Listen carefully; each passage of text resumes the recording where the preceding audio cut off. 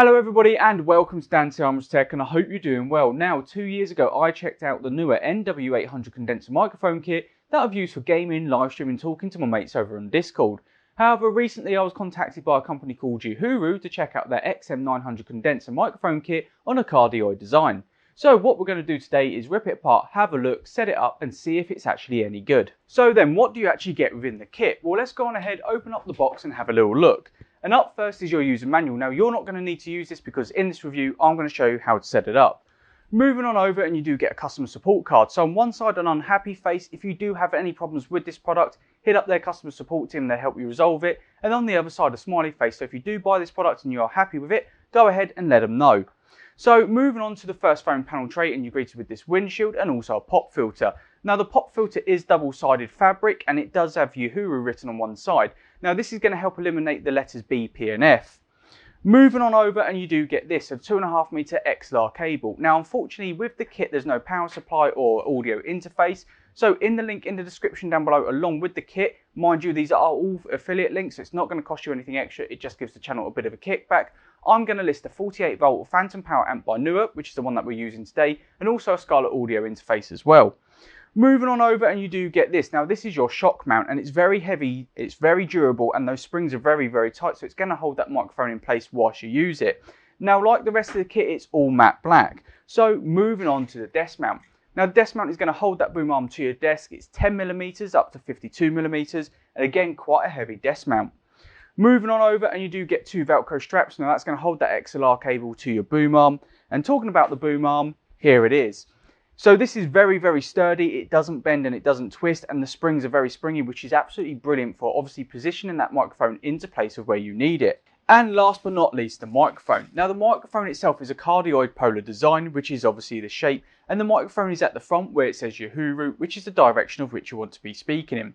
Because it's a cardioid polar design and the way the waveforms are set out from the microphone, hopefully if you're speaking past the microphone like this, you shouldn't hear your voice coming back through the back of it, because it should hopefully eliminate most of the background noise. So what we're going to go ahead and do now is set up the newer NW800 on one side and the XM900 by Uhuru on the other side. We're going to test the microphone quality both edited and unedited, and we're also going to talk past the microphone to see if you do get any background noise.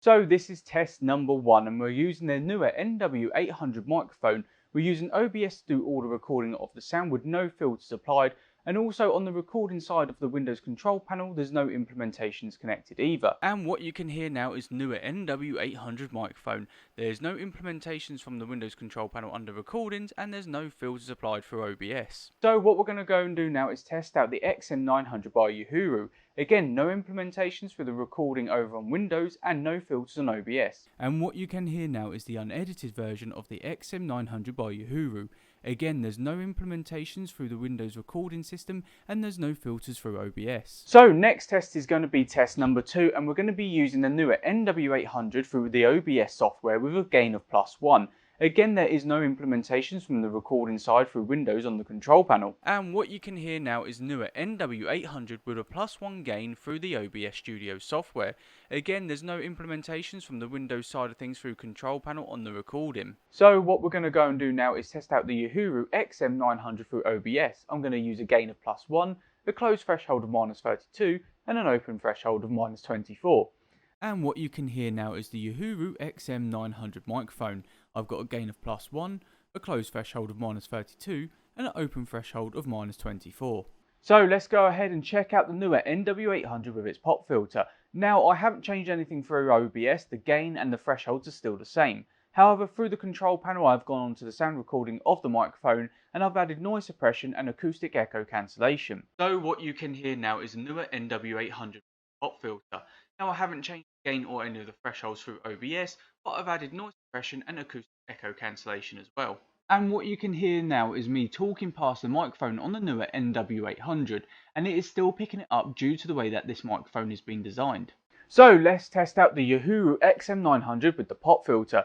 Just like the newer NW800, I haven't changed anything through OBS, and over on the Windows control panel on the microphone, I do have noise suppression and acoustic echo cancellation on as well. And what you can hear now is me sat a foot away from the Uhuru XM900 with the pop filter on. Now, like I said, I haven't changed anything through OBS, and I do have noise suppression on and also acoustic echo cancellation on through the microphone under the Windows control panel.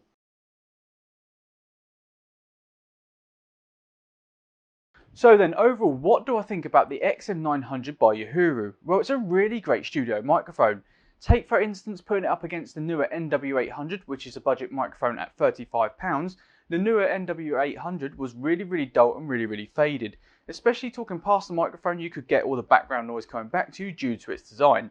That's where the cardioid design of the XM900 really does come into effect. When you're speaking past it, it does cut out all the background noise, which is absolutely perfect for podcasts, voiceovers, live streaming, or even talking to your mates on Discord. But everything else was so much more elevated, like the speech and all the pronunciations.